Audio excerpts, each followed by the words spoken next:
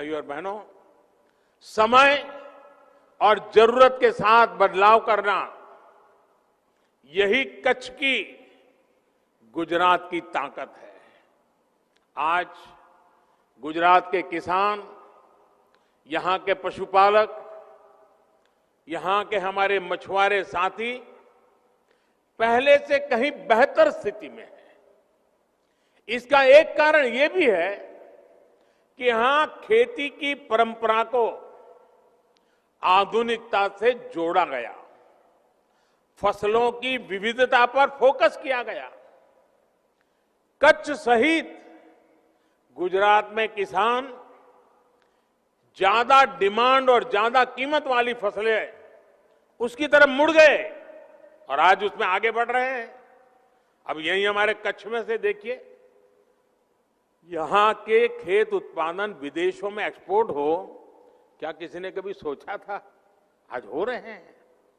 यहां खजूर, यहां कमलम, ड्रैगन फ्रूट, उस उत्पादों की खेती ज्यादा होने लगी है।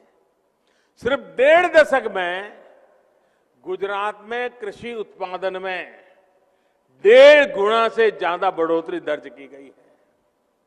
भाइयों और बहनों, गुजरात में कृषि सेक्टर मजबूत होने का एक और बड़ा कारण यह रहा है कि यहां बाकी उद्योगों की तरह ही खेती से जुड़े व्यापार में भी सरकार टांगनी अड़ाती है, दखल बखल नहीं करती है। सरकार अपनी दखल बहुत सीमित रखती है, खुला छोड़ दिया है।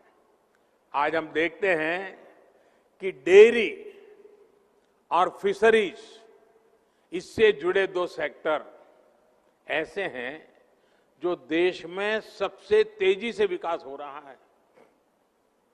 बहुत कम लोगों ने इसका स्टडी किया है, बहुत कम लोग इसको लिखते हैं।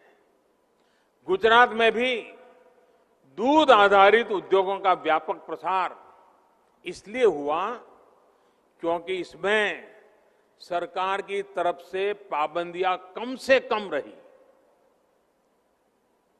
सरकार जरूरी सहूलियत देती है, बाकी का काम या तो कोऑपरेटिव सेक्टर वाले करते हैं या तो हमारे किसान भाई बहन करते हैं। अब आज अंजार की सरहद डेयरी भी इसका एक उत्तम उदाहरण है। मुझे याद है जब मैं कच्छ में डेयरी होनी चाहिए इस बात को लेकर के शुरू में बात करता था, तो जिससे मिलूं सब निराशा की बात करते, सब कहते थे साहब क्या अब यहाँ क्या, ठीक है थोड़ा बहुत हम इधर उधर कर देते हैं।